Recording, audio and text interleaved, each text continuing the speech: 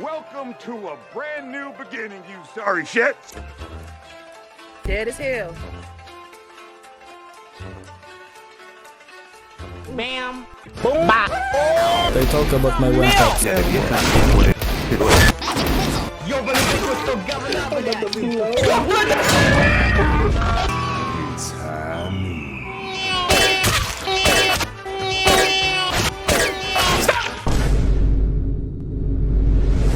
Dota 2's newest hero. Loosely named after the South American pro scene, Muerta is much like it, so far bringing nothing of interest to Dota 2.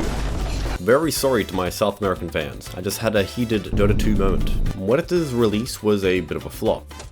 Know your fucking place, trash. Understandable, it's a new hero, and a new hero will always go through a severe identity crisis. No one knows what to do with them or where they shine the brightest. But time has passed, hype has died down, she's received buffs, her guides finally make sense, and so now she sits comfortably at a 52% average win rate. She's bounced back pretty well. We can see that the ones who've cracked the code are beginning to reveal to us that she does have some kind of impact. And currently Dota 2 is going through a time of experimentation and discovery, merely a taste of what's around the corner in the next big patch. Thanks to this, my current actions are justified so much more than ever before. So grab a drink, snack, sit back and relax so I can tell you about the strat that I've been abusing harder than the way Silence's dad abuses him after his 11th beer. The build that we're discussing today isn't just a build. This creation is also a duo lane strat, very centered around teamwork and where its main strength lies, so a friend or partner who plays Io and you synergize with very well is highly recommended. If that's not possible, then these heroes work too, starting from my usual next choice for lane partner, Techies. Then Ogre Magi, Treant Protector, and Coddle. The one other thing I highly recommend as well, the ability to hit skill shots.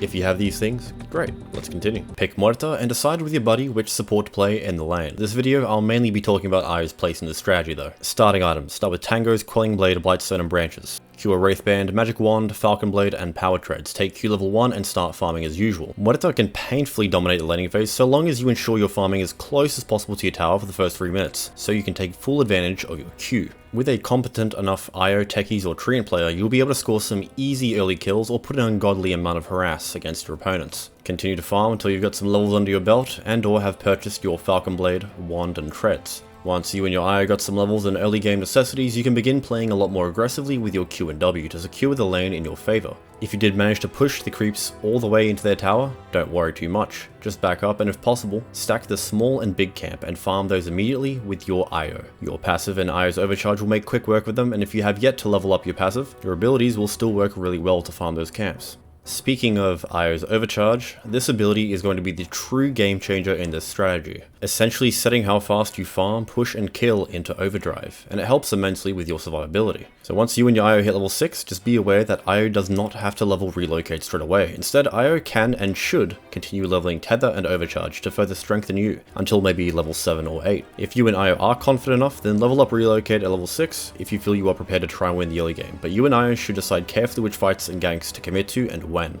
In summary, Muerta's repositioning tool and nuke, and her slowing, silent spinning thing, alongside Io's Tether and Overcharge, will be the playmaking tools that will ensure your lane victory and allow you to score some incredibly nasty and downright unfair kills, so long as you don't get caught out or get too cocky. Scoring kills like this will take some practice, but once you and your buddy get the hang of it and have some more levels, then you should be able to confidently replicate that maneuver further up in the lane.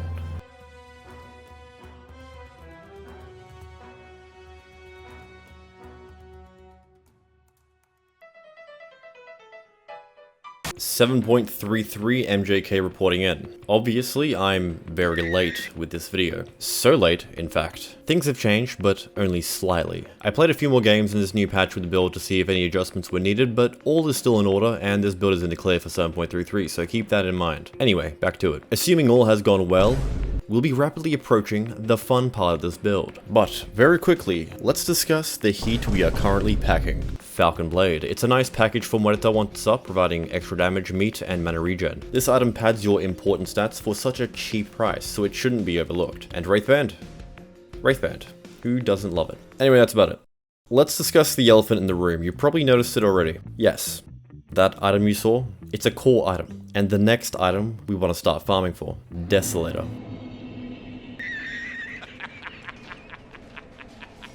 Yes, I'm aware, she is indeed a carry whose entire kit is magical damage. But This Hispanic mummy swings both ways. Explanation. Desolator provides a nice chunk of damage from Muerta for when she lacks her ultimate, allowing her to still participate rather effectively in fights if on cooldown, and deal large amounts of burst damage against heroes who don't have a lot of armor, so we don't waste our ultimate on them. But the real reason this item caught my eye in the first place is how much of a threat we become when pushing out the lanes, especially in the early to mid game. Gunslinger and Io's Overcharge can make very quick work of all the objectives in your path. The way Gunslinger works is it provides a chance to attack another hostile target within range. If this effect procs and there's no other targets nearby, then she will attack that same target twice, essentially acting as a critical strike that also works against buildings. When combined with Overcharge, you're met with sieging speeds nearly as fast as my Wraith King offlane build. With this item, not only will Muerta and Io be an absolutely menacing duo on the field of battle, there'll be a two-thing demolition crew capable of absolutely shredding towers